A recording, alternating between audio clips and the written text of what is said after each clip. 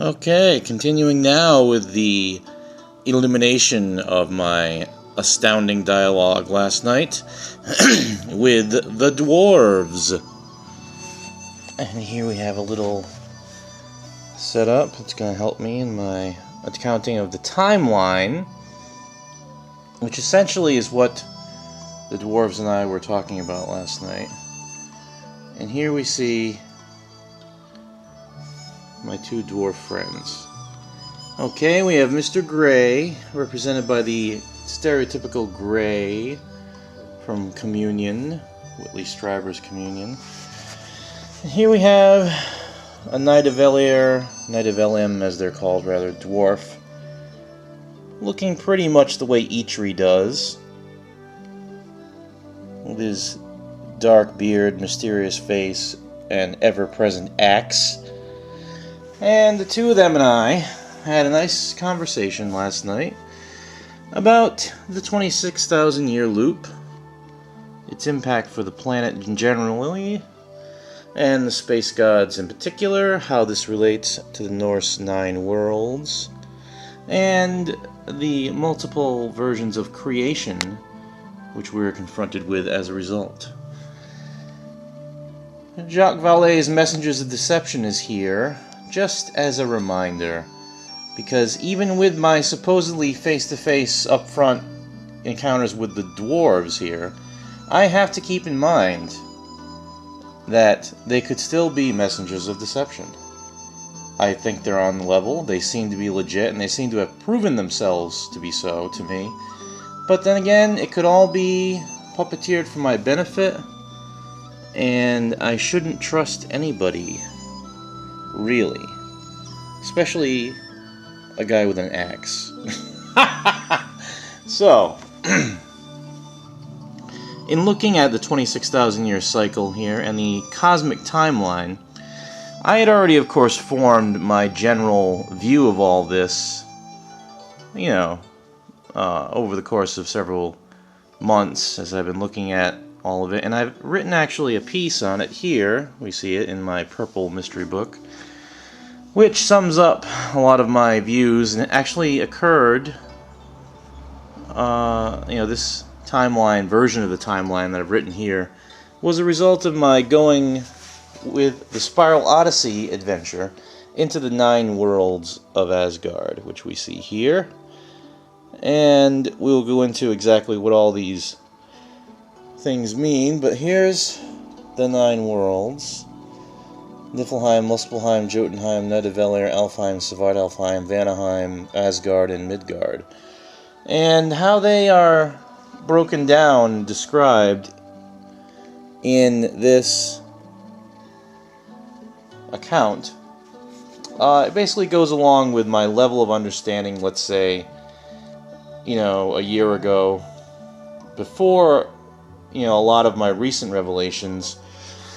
And so I'll have to be modifying the plot level as I go along here.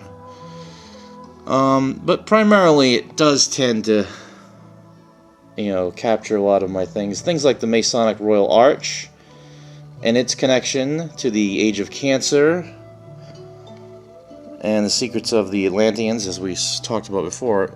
That's new material, really, to this account. And so let's keep these integrations of the old and new constantly in mind. So, anyway, what happened in this dialogue with Mr. Gray and Eitri, and again I use the communion thing just because that's a convenient symbol that explains, and also in the context of Messengers of Deception, explains what the whole dwarf connection is really about, and how it's come to be in the popular culture translated, let's say, into this modern little short UFO grays, or, this guy here isn't quite gray, but he is the typical gray-faced. And actually, it was another book that I bought recently, Aliens, Why They Are Here, which has a much more accurate to the dwarf Mr. Gray here. Aliens, Why They Are Here. And this is pretty much what Mr. Gray looks like. And the Whitley-Strieber Communion, in any event, is another good picture of that. And it's a stereotypical mask that's been manufactured for the dwarves to interact more comfortably with humans in the modern era. But we'll get to that. So, looking at the timeline, we have here the 26,000 year loop. And we start off, of course, in the age of Aquarius at the so-called Genesis point. Now, my dialogue with the dwarves there was really confirming a lot of this material, which I'm going to be reading about. A picture of the whole 26,000 year cycle in terms of the Norse 9 worlds. Okay, and a kind of opening up of the successive 9 worlds as the 26,000 years progresses. And you can look at this, you should look at this, as essentially the program playing out. Okay, and remember the history that is captured in this 26,000 year loop was inherited by the space gods from us now, or will be inherited by them when they arrive from us now. And so all the details that I'm filling in with this timeline are really up for grabs at the moment. And no one has defined them yet, so I'm doing it for the first time, really. And how it's going to affect this little globe here is the ultimate question, really, for me. Because with this synthesized mythology of the timeline, and again my conversation with the dwarves just helped to refine it, in the mythology of the space gods, it's huge, and the implications for 2012 are the type of plot considerations that no one else is making at the moment. So once again, I'm way ahead of the game. Now, so just going in then, starting with number 12, Aquarius, 25,920 years before the present. And the present, of course, is the entire 12-year cycle from 2000 to 2012. So Aquarius now, going back to the number 12 point on our clock. And, what we see happening in the age of Aquarius, this age begins with the Genesis point, when the space gods arrive and begin their work of genetically manipulating our ancient cave-dwelling ancestors into advanced human beings. In the Norse mythology, cosmology, the world prior to the arrival of the space gods, who are known in the myths as the Frost Giants, is the frozen realm of Niflheim. When the ship of the gods appears,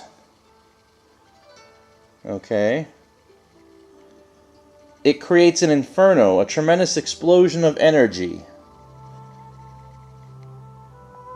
that generates the second of the 9 worlds, Muspelheim.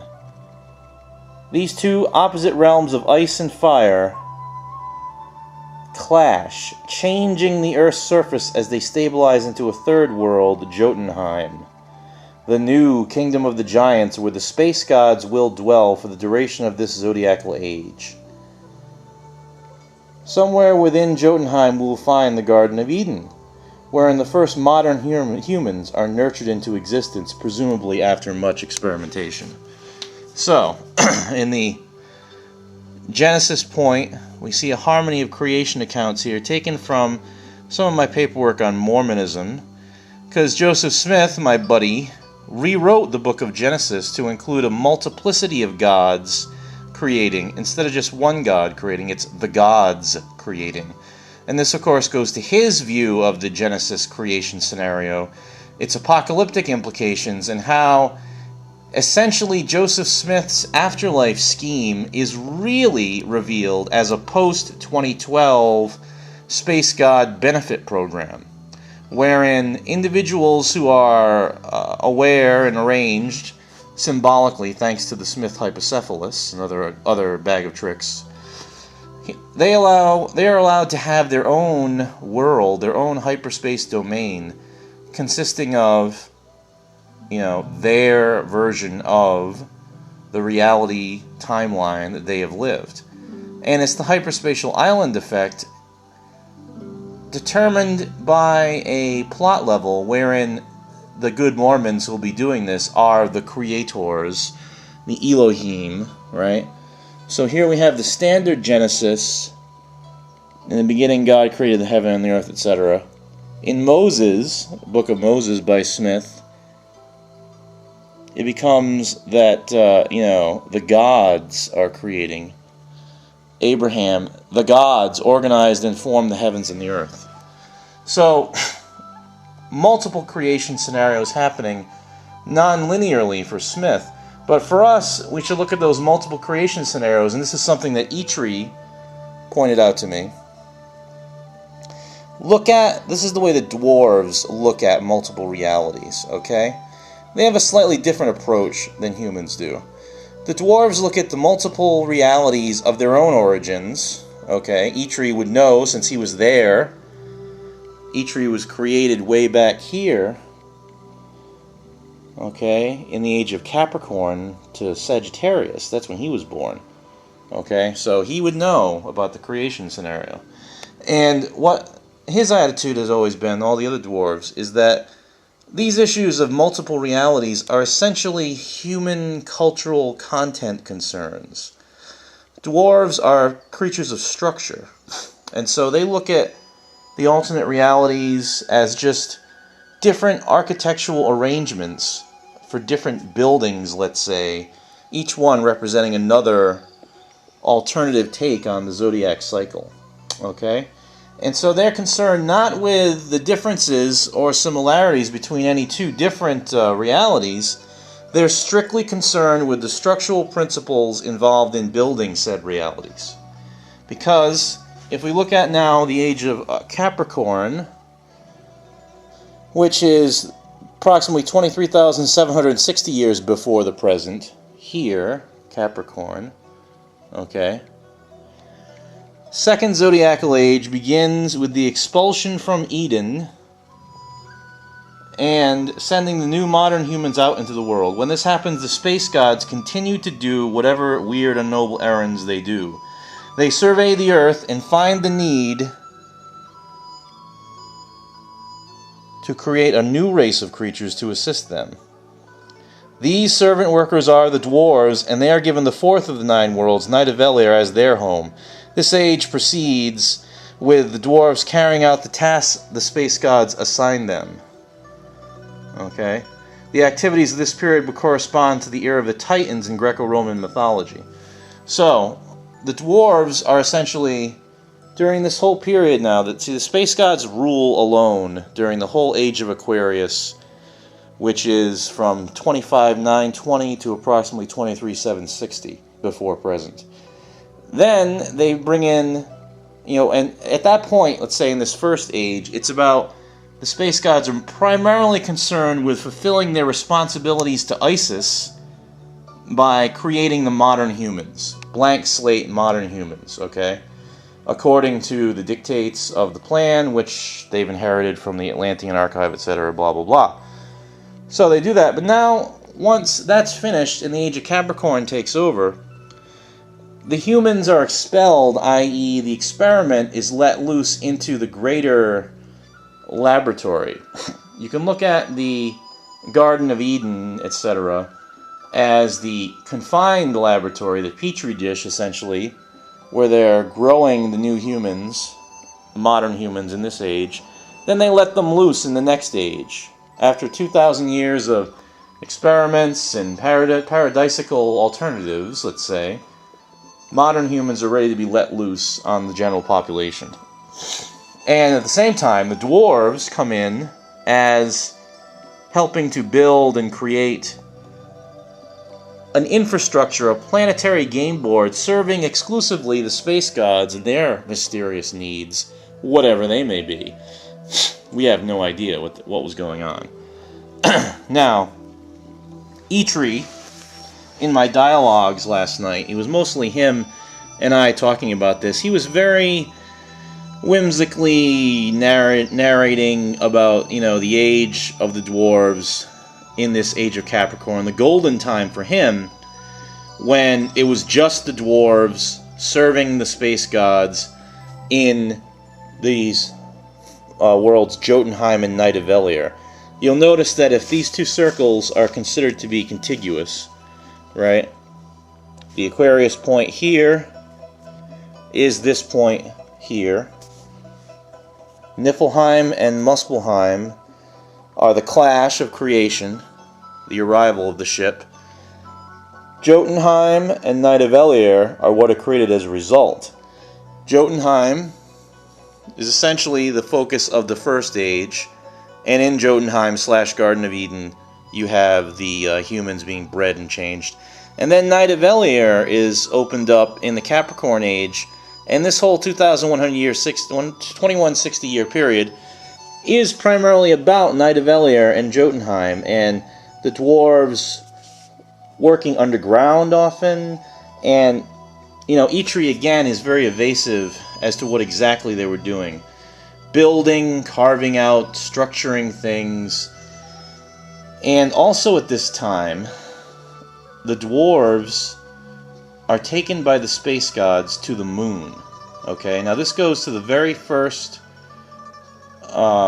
encounter I had with the dwarves, Keebler popping in, telling me about the faked moon landing footage. Why? Because NASA actually found dwarf artifacts on the moon. So Eitri was telling me last night anyway, that they had gone to the moon as early as, Age of Capricorn, 23,000 BP, right? And the space gods have them tunneling inside, underneath the moon, creating a bunch of harmonic chambers, strange harmonic chambers. In other words, the dwarves hollow out the moon at the insistence of the space gods and create a kind of web or network of sonic grooves or receptors carved in that are going to channel this energy, strange energy, that the space gods are going to use during their final liftoff. And there's also a monitoring station on the moon that the dwarves helped to build for the space gods. And, why do the space gods need the dwarves anyway, for example, okay? It's because they're gigantic figures and they can't relate to, humans other than at the test tube level of, like, the Garden of Eden. And, they don't want to relate to the nuts and bolts of building, a lot of structures that are going to be used by human-scale individuals, and a whole bunch of preparations that have nothing to do with their main agenda, but have everything to do with the goddess's main agenda. Zooming in quickly over here on Isis, who is working with the space gods, you see, to create the world that she needs to be created. Okay, now this, of course, again, from the dwarf point of view now, a lot of these issues of which reality wins the 2012 countdown, etc., they really don't care, the dwarves. I mean, their involvement in our reality is marginal at best nowadays. Only 4,000 of them left, most of them are dead. They're doing all kinds of personal experiments. One wing of them, Mr. Gray, etc., are directly involved in manipulating humans now. But most of them are dead, and they live in this nostalgia, let's say, for the glory days. Okay, getting back to this age, what else is going on in the age of Capricorn leading to Sagittarius? Well, the humans that were in the Garden of Eden have now been kicked out, and they're kind of wandering the earth, trying to stay out of the dwarves' way.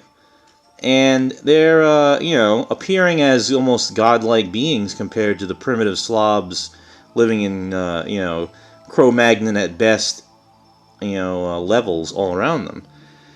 So, this age proceeds with the dwarves carrying out the tasks of space gods assign them. Its activities period would correspond to the era of the Titans in Greco-Roman mythology. Who knows what goes on in this time as the dwarves create mighty kingdoms of their own, whilst they run around the planet doing whatever it is the gods decree. Primitive humans are irrelevant at this point, living in tribal simplicity, having their first encounters with the wandering modern humans who have been expelled from Jotunheim / Eden.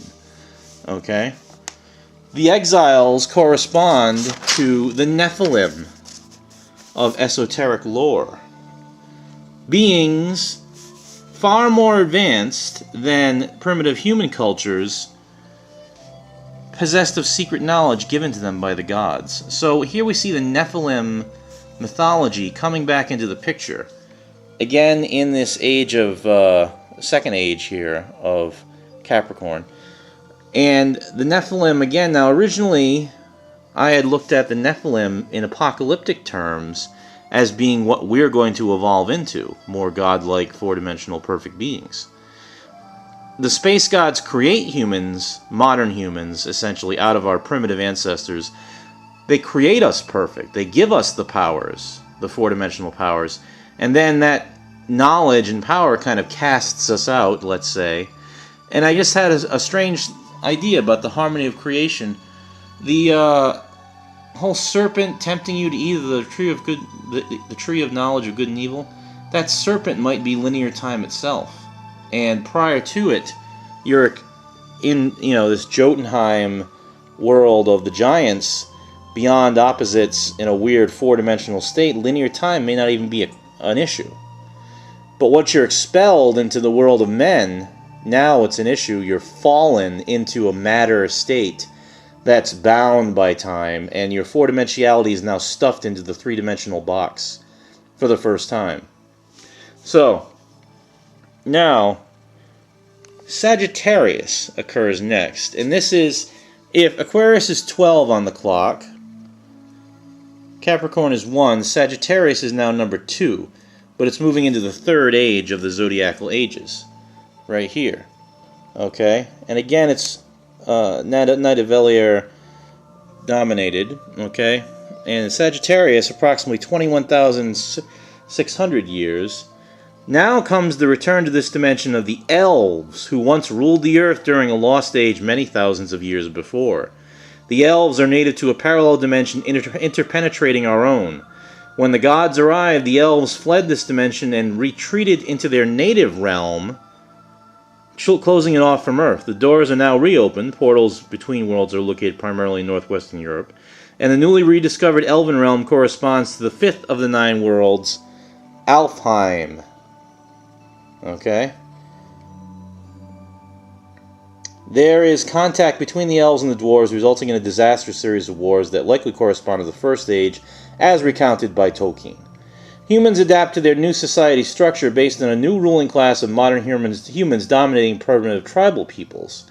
This is the basis for the idea of the Aryan race, who supposedly ruled humanity in the fabled golden age of theosophical myth. These Aryan-dominated societies also correspond to the initial races of men mentioned by Tolkien. So, in this Sagittarius era now, we see the humans becoming a little bit more sophisticated and creating the elite superstructure. In other words, the neo-modern humans are building new civilizations, and they're interacting now with the elves as well.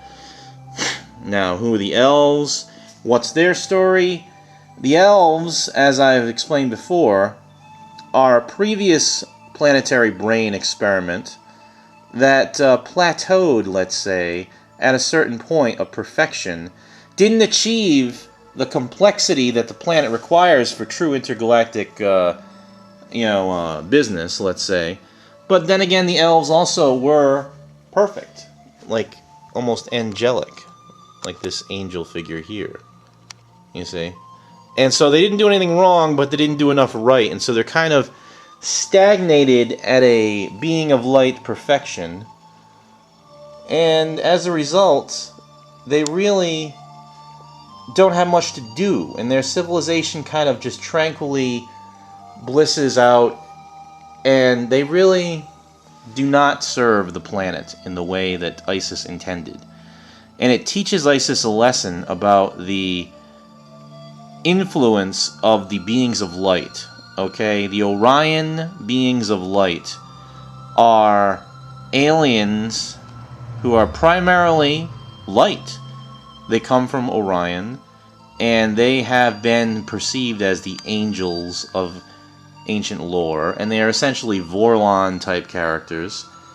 And at one time, they created a beautiful civilization that lived, 3 million years ago or so. And they dominated the earth and had a wonderful, happy time, but again, they didn't do much other than sit around and be perfect and, create wonderful music and philosophize and etc. And it's like the idea of perfection and order stagnating somehow. You need a little bit of chaos and a little bit of imperfection to create that dynamic synthetic balance that the earth actually requires. So the elves, anyway, had been dormant, hanging, waiting in the wings, let's say. And now, with the human societies developing to a sufficient complexity by this point, okay, in the Sagittarius 21,600 BP, the elves return. And of course, friction immediately with the dwarves, who see themselves as the rightful guides to humanity, since they built the place. They built all of the structures for the space gods, and they helped to develop human technology initially. There was a kind of a worker camaraderie between a lot of the dwarves and men. But then once the elves show up, they're so dazzling, and men just fall for them so quickly because they're so beautiful, that the dwarves are kind of left out, left behind, let's say. There's a lot of resentment, and there's a lot of... all this is covered in Tolkien, I believe. Eitri made it very clear last night that the arrival of the elves created a crisis for the dwarves. A lot of his original brethren really felt that they had to fend off almost an invasion. It's like they were under siege. That the elves were going to supplant them, replace them. What they didn't realize is that the space gods themselves have much more of a fondness for the dwarves because they created them, and are actually almost threatened by the collective power of the elves and the beings of light from Orion who have, associated with them. Because during the elven civilization millions of years ago, these perfect beings of light, essentially angels, in a Babylon 5 Vorlons type plot, they really, the elves were so perfect, let's say, they made contact with these beautiful beings of light. And the beings of light may or may not have been involved in collaborating with Isis to wipe out the dinosaurs, the elder god dinosaurs, 65 million years ago. In other words, these Orion beings of light may be heavy hitters that Isis brings in, and they may be like, since they're the Order light beings, they may be a kind of cosmic policeman or a judge, almost like Arisham of the Eternals. And, the Earth sends up a flare. Hey, look, my brain has failed me. This reptilian brain has failed me. It needs to be wiped out so I can start again. So the Orion aliens would have responded. And then, of course, by blasting the Earth with whatever weapon they did to destroy the dinosaurs, they then, take an interest and leave their footprints behind, let's say. And it's that mixture of the pure beings of light from Orion with, let's say, the native life forms of Earth in the wake of the, because the dinosaur extinction wipes out all forms of life at that time, essentially. And so they start to start over again now with the Homo sapien human type of creatures. And so the elves, by default, then, are a kind of interface created between the Orion beings of light and the goddess planet itself. And it's in other words, the Orion beings maybe save Isis from the terror that the Draconians were threatening to inflict on the planet's destiny.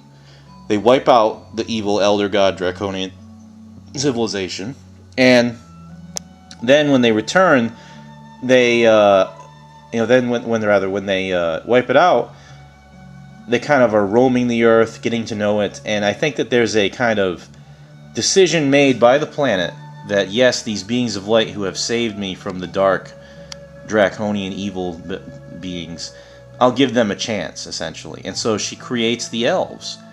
And the elves don't turn out to be what she needs. But they're not really a failure either, so they hang around.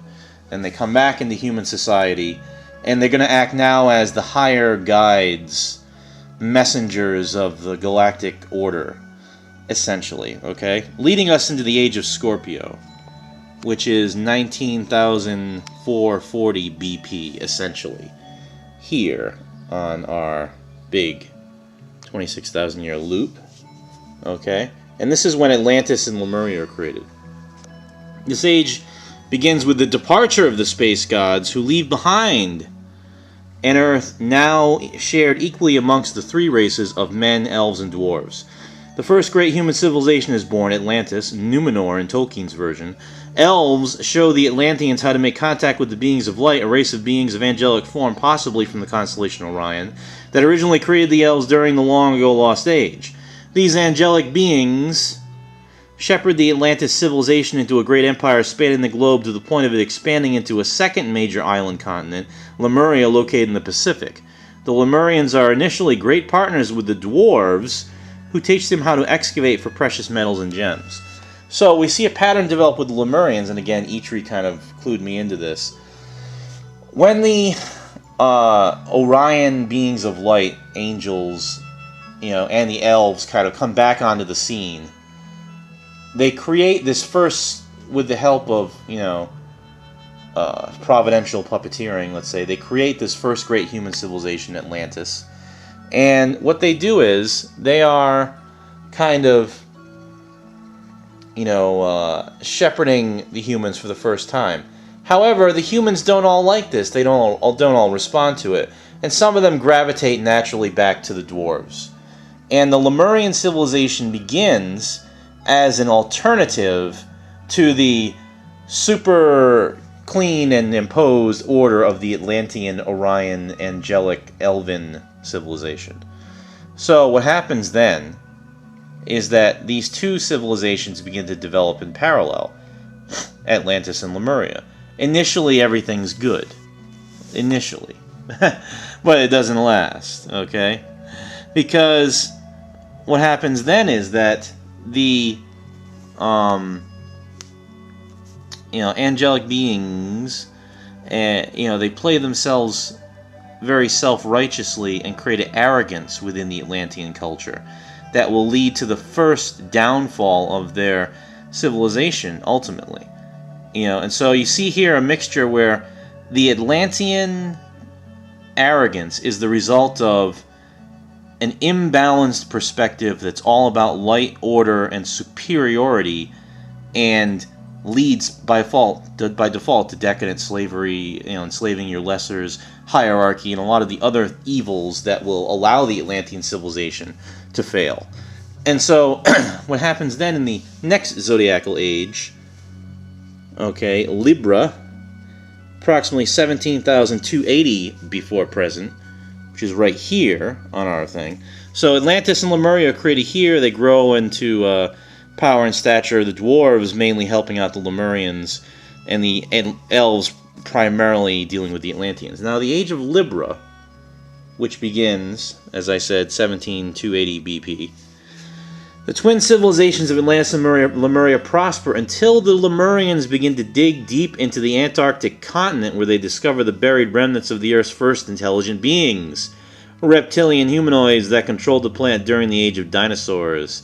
The reptilians were ruled by a race of dark, chaotic aliens originating in the area of the constellation Draco, which correspond to the elder gods of Lovecraftian lore. The Orion angelic forces wiped out these dark draconians 65 million years ago, but the doorway to the reptilian realm remained buried in Antarctica. So we see here, in the ancient time now, while Atlantis is primarily interested here, with the Atlantic area, obviously, and manipulating civilizations, Egypt, etc. here. The Lemurians are based here, and their continent, well, not really a continent, a series of islands, smaller continental, arrangement, now destroyed, obviously. They're more of the seafaring, exploring the depths culture, and Antarctica is where they find the reptilian archive, okay? The Lemurians open it up once more, and with the help of a rebellious group of dark elves, they make contact with the Elder Gods, creating a new realm underneath the South Pole, corresponding to dun, dun, dun, the sixth of the nine worlds, Svartalfheim. And I just want to make a point. I find it inescapably eerie, given all my synchronicities, how the Ross Sea exists here. Okay? Right near where we are in Melbourne, the Ross Sea. Ross Sea, okay? Anyway, okay? Svartalfheim was created as a result of these dark elves and dwarves and humans, black Numenorians, waking up the reptilians and creating the evil Lemurian Empire. Okay? While this is going on, the Atlanteans build up colonies in what will eventually become Egypt,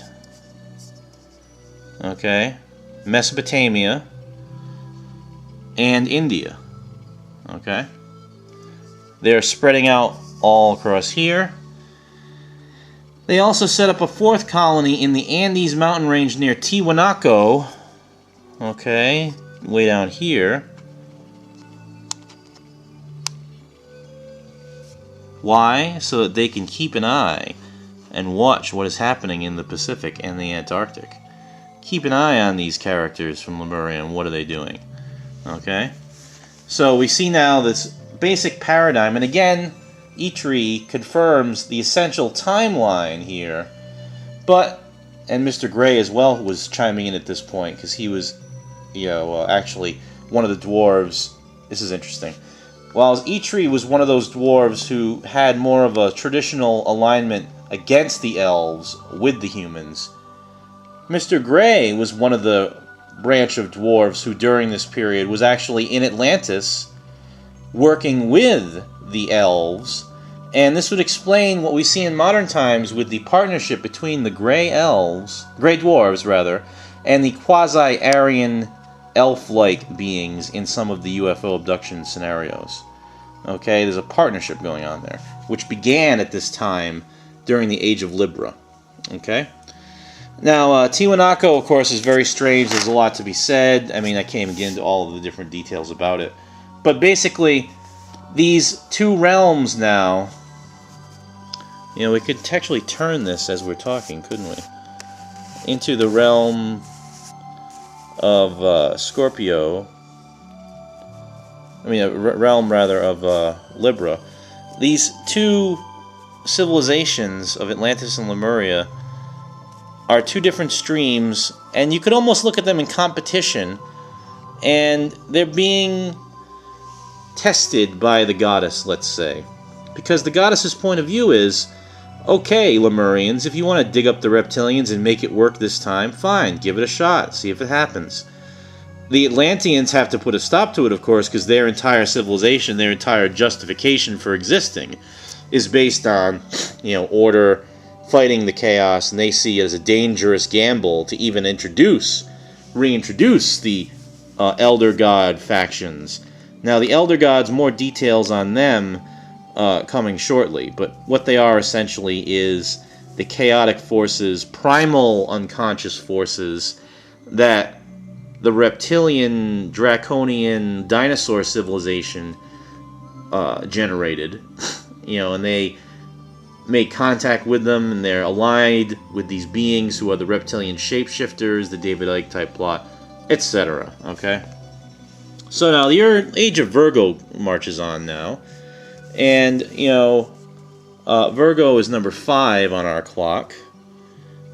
And what's happening here? The Twin Empires now become hostile, engaged in continued rivalry, having several minor wars that are recorded in ancient texts as mythological battles between light and dark forces. Hindu myths tell the story in the great epics, the Mahabharata, etc. So here we have explanation for that, aspects often talked about in the Von Däniken, Hancock type of material about this strange connection between the different worlds. And so now, all this coming into focus in the Age of Virgo, And essentially, it's the downward slide towards the big battle in Leo. Okay, the light and dark elves help the Atlanteans and Lemurians develop mystical superhuman powers and abilities. These wars between empires escalate out of control until finally, at the end of this zodiacal age, the two continents are destroyed in the final cataclysmic breaking of the world, Great Flood, that causes the Great Flood recorded in all the world's mythological histories. Most of the dwarves and elves perish in the flood, as do almost all of the superhumans. The ones that survive, of course, we'll find out about now in the Age of Leo. Okay, and this, again, now, corresponding to these 9 worlds, alright, why does Vanaheim appear in 10,500 BC during the Age of Leo? Why? Because the massive transition. Now, Leo is approximately 12,960 BP. 10,500 BC is, as well is the essential. 1 century or another doesn't make much of a difference because we don't know the details. Okay, so it doesn't really matter. Just generally what happens is all that matters. Okay. The massive transition sees the formation of the next 2 of the 9 worlds on Earth's astral plane. Vanaheim, the 7th world, is created by the souls of the dead Atlanteans, those superhuman godlike figures who, under tutelage from the elves, grew beyond 3-dimensional reality into fully 4-dimensional existence. So, on Atlantis, there was some kind of elves tutoring humans to become 4-dimensional, and those that underwent that tutelage somehow were able to escape the 3-dimensional plane entirely and become quasi-gods in the astral plane. Alive, but not alive. Okay, living in a strange meta-existence. Alright, the 8th world, Asgard. Okay, now Asgard becomes what it's all about. Excuse me. Has been in a dormant state since the Genesis period 13,000 years earlier. Now, with Earth thrown into chaos, it is opened up by the dead Vanir. This unleashes the multitude of gods and goddesses that fill the mythologies of polytheistic religions. These deities are equivalent to computer programs that were written by the space gods and inserted into the human collective unconscious. Okay? The space gods who originally come from Earth's distant future knew what was to come and left the programs behind for the express purpose of guiding the cultures of humanity out of the chaos left behind by the flood. Okay, and again, Eitri and Gray talk about this period as a kind of chaotic, you can look at what's happening with natural disasters in the U.S. right now. Imagine it happening on a global scale with a highly advanced civilization. Of course, now also, what's to be remembered is that the Atlanteans, by this point, were off-planet. They were in the depths of the solar system. Everywhere from the sun to Saturn, the Atlanteans had stuff going on. And Mr. Gray was telling me about some of their experiments. There was, get this, there was an elite group of Atlanteans who, oblivious to what was happening back on Earth during this age of Leo, okay, this approach to the age of Leo, these Atlanteans, Mr. Gray told me, had been evolving into pure beings of energy, thanks to the elves, and were actually outposted on Mercury. They had some kind of treasure trove outpost on Mercury where they're gathering all these secrets about the nature of stars, the idea that the sun, the star, is conscious, and these higher evolved superhuman Atlanteans, there's only a few hundred of them, they've left their bodies behind, and they're living on Mercury, and they're interacting with the sun, okay? Now these are not the same characters as who will become the Vanir, a totally different group, okay? But the thing to remember is that there's a, let's say, the Atlantean civilization's got many irons in the fire. It's got many things going on. And you just imagine these poor characters on Mercury.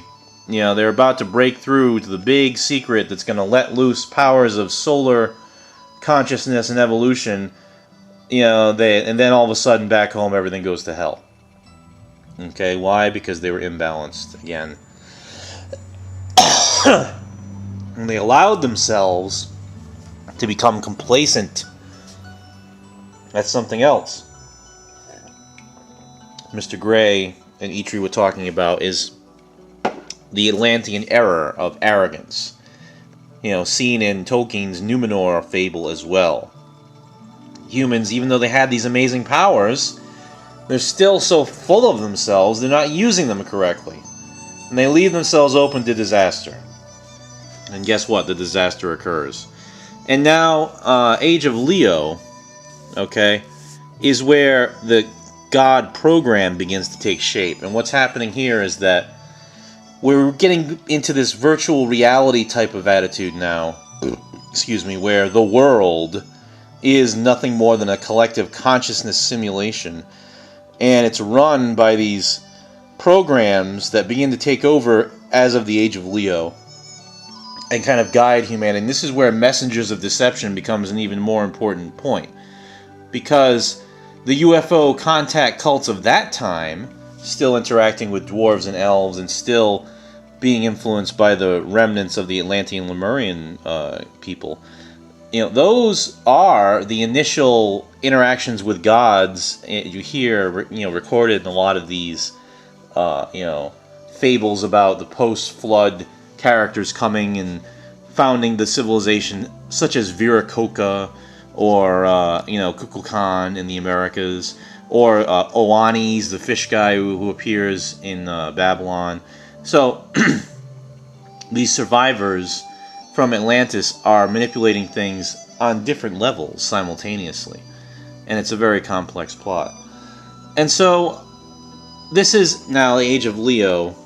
As we had said earlier, it's where things are so chaotic that they're just being controlled by a collective program, period. Now the Age of Cancer comes into play.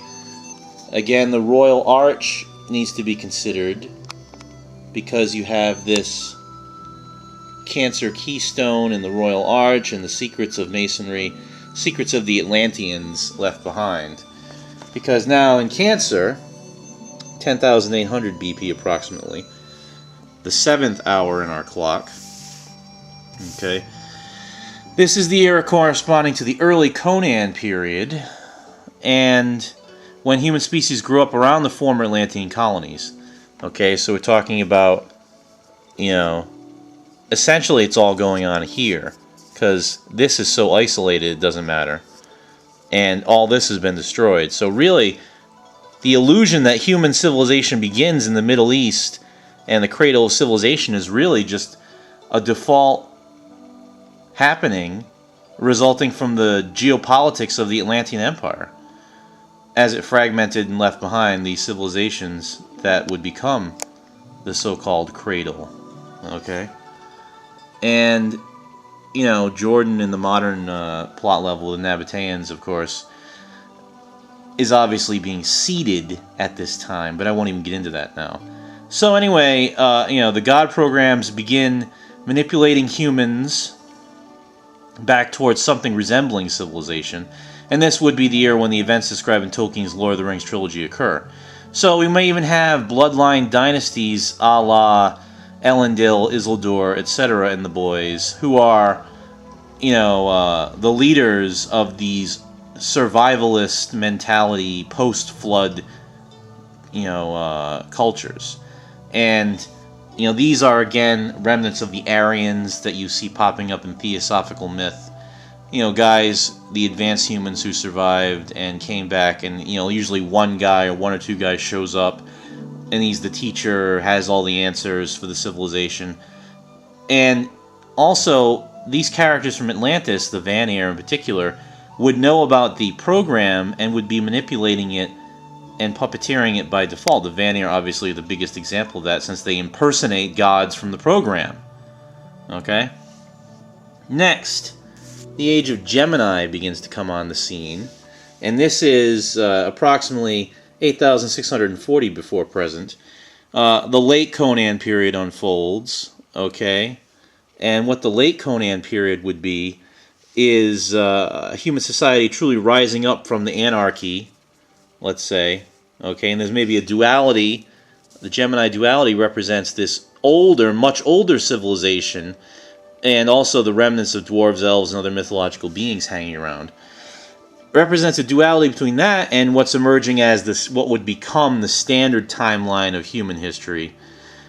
In other words, a conflict between a religious and scientific view, perhaps, and the religious view being we inherited everything from these previous civilizations and previous eras, but have now become so far into the past that they can be seen as mythology, versus the historical threads of civilization which are now taking root from the former colonies and yet can also be easily argued to have developed on their own.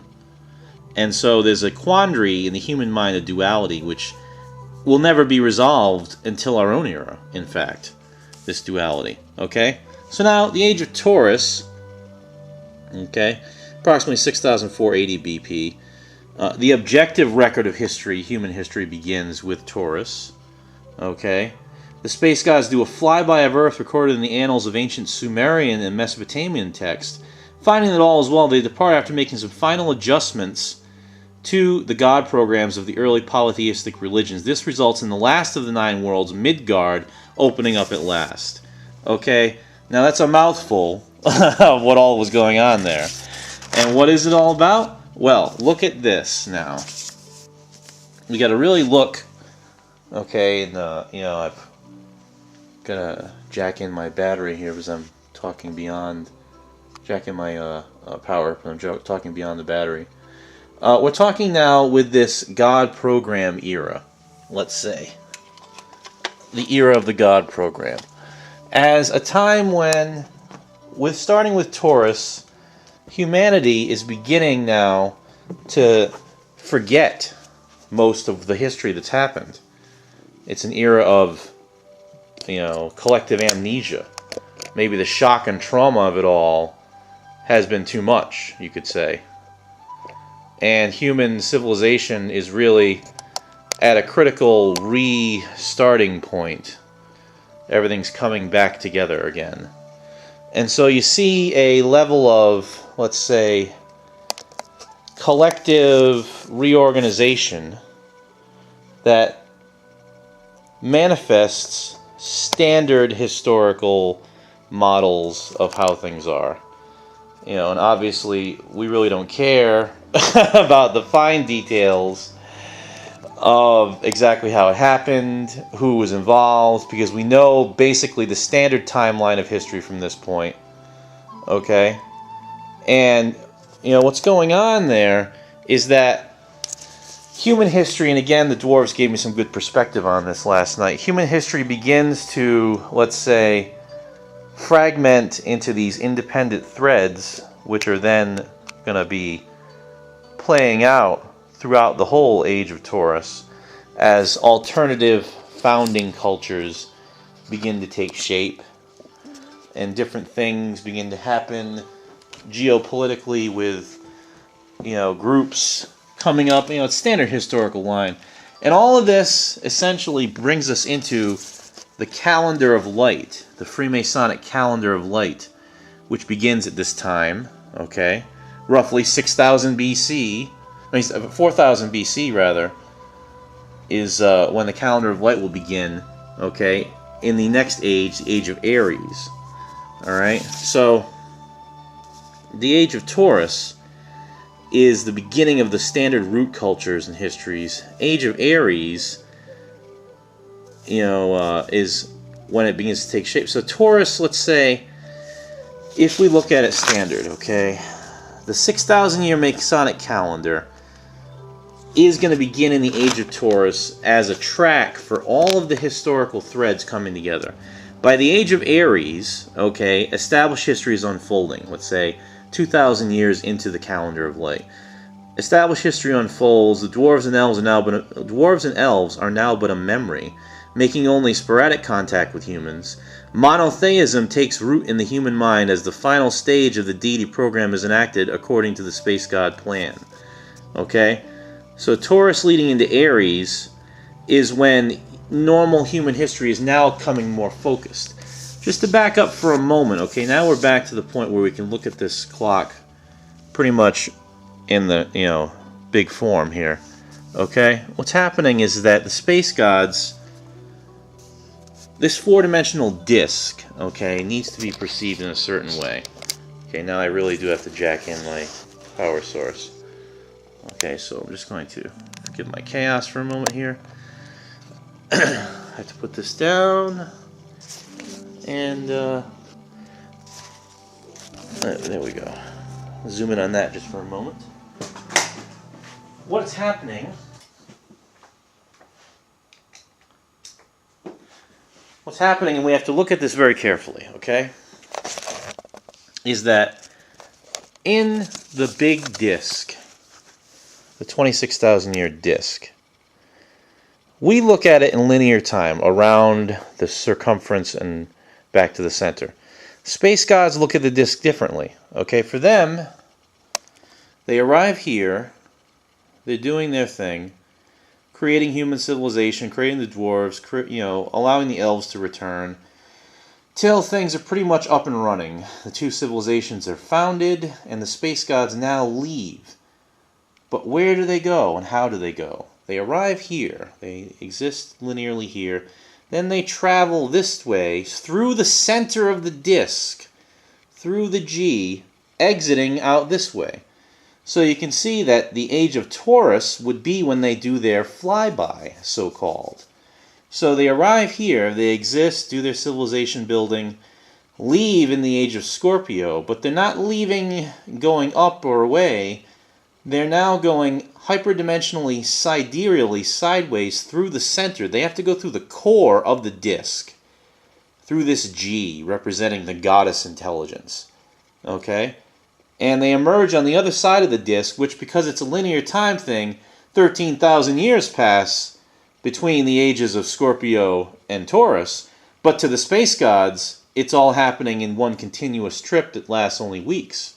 Okay? And they leave the age of Taurus, they leave Earth behind, and they've done one final flyby. This is what Kirby, in his mythos, pushes up to the Inca era with the cultivation, third host. Okay?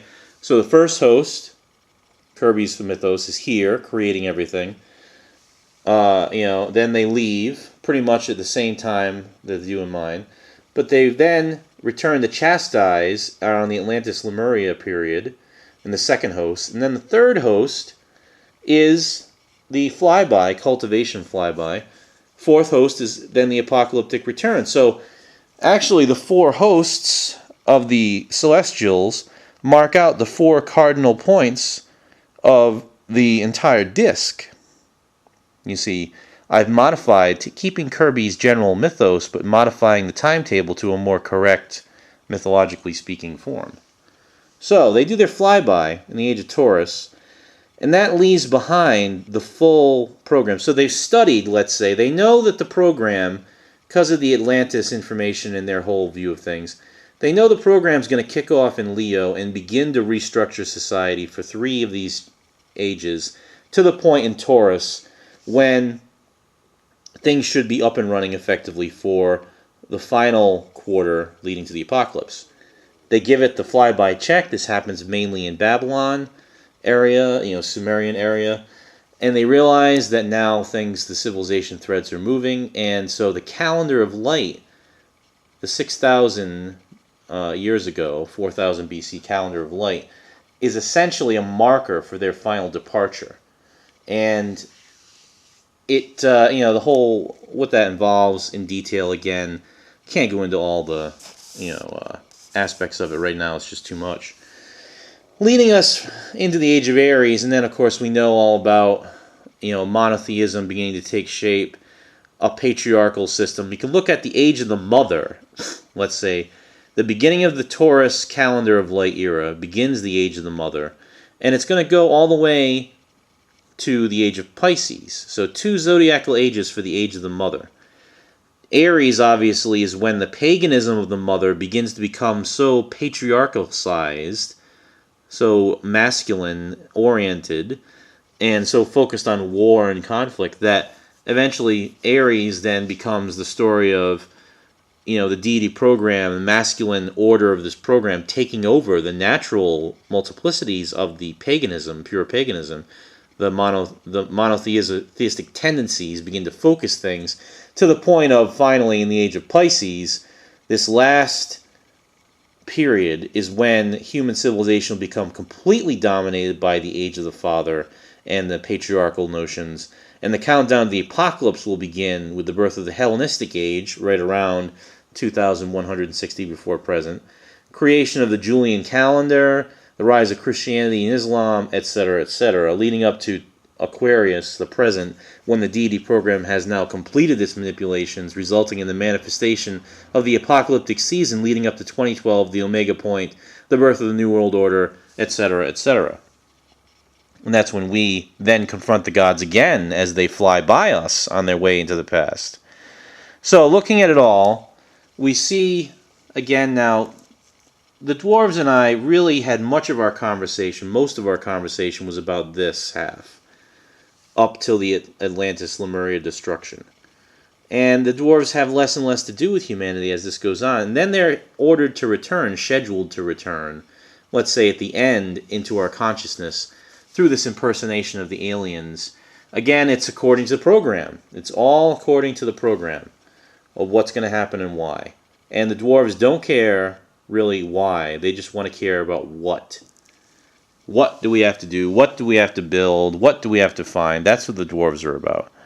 And so, for them, the fine details of human history and alternate realities and alternate discs are irrelevant. What they don't realize and don't care about and don't need to know about is the fact that this whole loop is one alternative every time. You see, of course, it goes on forever, the loop, because the space gods go back in time from their era because they found the Atlantean horde. But the reason the Atlantean horde is there is because they created Atlantis according to the instructions of the horde back here, and then it goes down and it comes around again and again and again, etc. You know, so there's a seemingly infinite loop that's closed. A causes B, causes C, causes D, causes A. Okay? A, B, C, D. And so, but they're all existing simultaneously, and you only get caught up in this linear nonsense if you try to follow it along the edges. If you just stick at the big view, you can see from the center point that they're all coexistent, all right? And the closed loop facet of it is necessary in order for the disk to move four-dimensionally. And as I had talked about the brain in my previous dialogue, we have to look at the whole history as each movement is a different linear approach, a different version of the 26,000-year cycle where a different plan is handed off to the space gods every time and is sidereally moving back and forth across different realities, one going more towards order, one going more towards chaos, in the different directions. So you're looking at a sun-moon correlation where the sun represents the Orion beings of light and the moon represents the chaotic reptilian draconian elder gods. And humanity is right in the middle, and our secrets are right in the middle. And the dwarves, again, are middle creatures like us, and they have split loyalties, split definitions, and finally closing that on this whole view of the big timeline, I have to say that it's really so clear to me now, everything that goes on and why. And I'm really at a point where all mythologies and symbolic forms can be fit somewhere into the superstructure. And the dwarves, mechanics of reality that they are going to help me to really refine it even more clearly for the purposes of my book. Why? It's their job. So, thank you again, Mr. Gray and Eitri, for your assistance. And I hope you're not messengers of deception, but we can't always be positive, can we? And so, looking then again one more time at this ring of the 9 worlds, you see, Midgard is when humans are pretty much in charge on their own. Asgard is the transition phase between the old and the new. Let's say old world.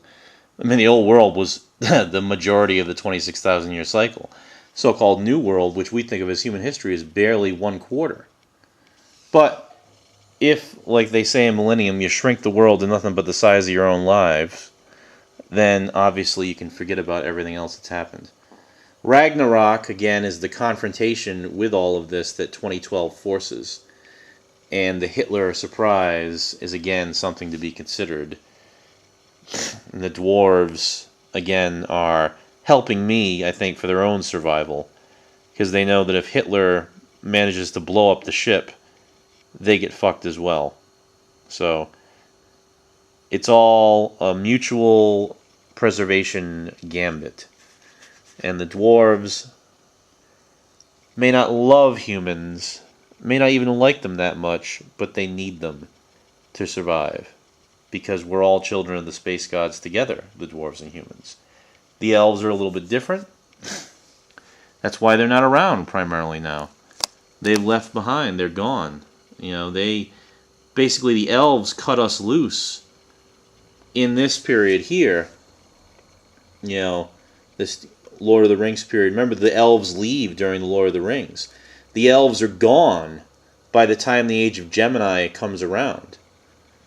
So, the leaving of the elves corresponds to when the secrets are sealed from Atlantis in the Age of Cancer. Age of Cancer to Gemini is when the elves leave, and we're kind of at the mercy of our own impulses. And the dwarves, again, most of them killed down here, only about 4,000 left. They don't do much, and they don't come back onto the scene until now with me. And so that's an overview of the big timeline that covers all the bases, essentially. It's all good. I'll close by zooming in on the house just once more. And the mysterious future, when I will have all of this covered as well, will reveal even more. And the timeline, cosmic timeline, keystone connections, capstone. Keystone and capstone. That's where I'll leave you, from the keystone to the capstone. And the implications therein. All hail Abraxas.